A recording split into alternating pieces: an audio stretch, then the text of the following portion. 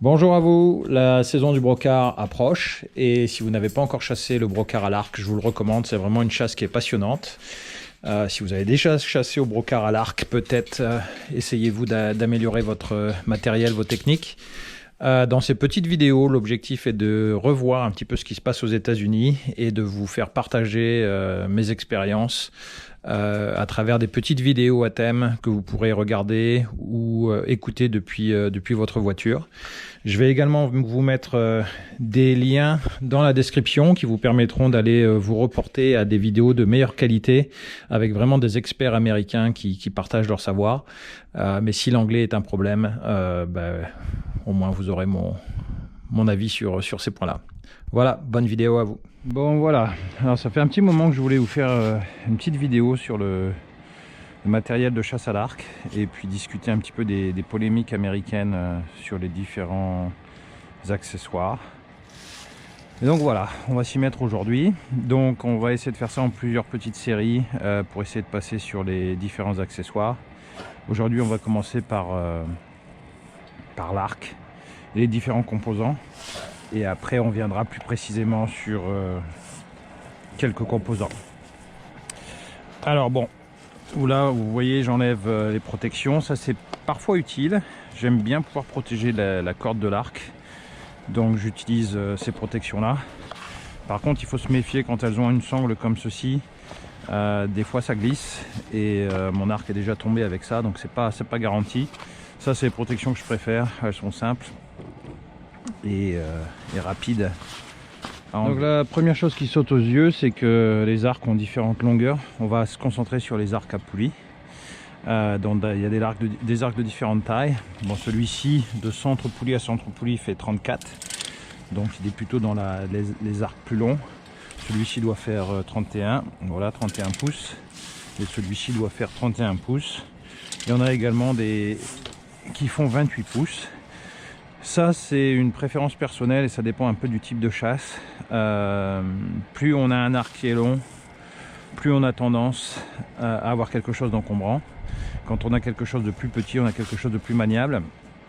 Il y a également des inconvénients. Parfois on a l'angle de la corde qui rend la visée, la précision plus difficile. Donc c'est des choses à prendre en compte. Je pense que quand on démarre et qu'on part avec un arc de 31 pouces entre les deux axes de poulie, on est bien parti. Voilà, donc ensuite ce qui est important sur l'arc, c'est les différents accessoires. Et comme pour la chasse à la carabine, il faut parfois mieux démarrer avec une carabine de moyenne gamme et investir dans une bonne optique plutôt que d'acheter une carabine très chère dès le départ et de ne pas avoir les moyens d'une bonne optique. Donc un arc comme celui-ci, qui est un arc d'entrée de gamme, qui a l'avantage d'être modifiable en longueur et en poids, peut faire très bien le boulot. Donc ça c'est vraiment un très bon arc pour démarrer. Ça permet de faire des modifications et puis de grandir avec son arc. Par contre, quand on achète un arc comme celui-ci, ça vaut le coup d'investir dans quelques accessoires, à commencer par le viseur et le repose-flèche pour avoir des accessoires de qualité qui par la suite pourront être transférés sur un autre arc, comme les optiques sur une carabine. Donc si on passe sur les différents composants de l'arc, donc on a la corde. La corde c'est vraiment essentiel. Elle est divisée en deux parties en règle générale, ce qu'ils appellent la corde et les câbles. Donc les câbles c'est ce qui relie les deux poulies, la corde c'est ce qui va envoyer la flèche. Parfois c'est une seule pièce, en règle générale c'est deux voire trois différentes pièces. C'est vraiment très important d'avoir une corde en bon état parce que sinon on court des risques lors de l'utilisation de l'arc. Et on peut vraiment avoir des problèmes importants. Quelque chose qui est majeur également à savoir, c'est qu'on ne lâche jamais un arc à vide. Ça c'est le meilleur moyen de le casser, donc ne jamais lâcher un arc à vide. Ensuite les différents composants, donc on a un viseur qu'on appelle un peep sight. Il y en a différentes formes, il y a différents diamètres. Ici on a un peep sight traditionnel qui se tend avec un tube en plastique. L'avantage c'est que le viseur sera toujours en ligne. Le désavantage, c'est que potentiellement il y a eu des cas où parfois ce câble peut se casser, on peut le prendre dans la figure. La plupart des arcs aujourd'hui fonctionnent avec des pipsides qui sont attachés directement dans la corde comme cela. Ça c'est l'arc de mon fils. Je sais qu'il va grandir, donc je préfère avoir un pipside de ce style là. Ça me permet de le monter, de le descendre facilement et de ne pas avoir à gérer les problèmes de twist de corde où le pipside n'est plus en face. Si on descend, on a le D-loop. Ça va permettre d'accrocher un décocheur pour lancer la flèche. Je vais revenir là-dessus un peu plus tard. En règle générale, c'est sur l'arc. Ce qui est important, c'est que la flèche soit bien au bon niveau pour avoir un vol le plus parfait possible de la flèche. Quand on descend ici, on a quelque chose qui retient la corde. Ce qui est important, c'est que ce soit juste en contact. Ça va permettre de réduire le bruit de l'arc quand la flèche va partir. Donc ça permet de rendre l'arc plus silencieux et d'enlever des vibrations. Si je remonte, j'ai le stabilisateur ici. Même chose, on voit qu'il y a différents stabilisateurs, différentes longueurs, différentes couleurs. Il y a également maintenant des stabilisateurs arrière qui permettent de remonter un petit peu l'arc. Ça permet parfois d'avoir plus de précision et d'avoir un arc qui est mieux placé directement quand on le tend. Bon, ça on rentre vraiment dans les expertises.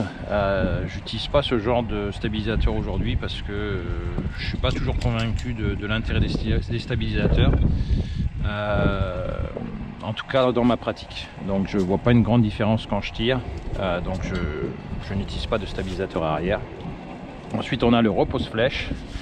Il y en a différentes versions. Là on a un repose flèche standard. Il y a des repose flèches fall away ou drop away qui vont tenir la flèche, qui sont activés par une corde, et quand vous allez lâcher votre flèche, globalement le repose flèche va être désactivé, donc la partie qui tient la flèche va venir se rabattre, ce qui va libérer la flèche et la lancer. C'est censé être plus précis.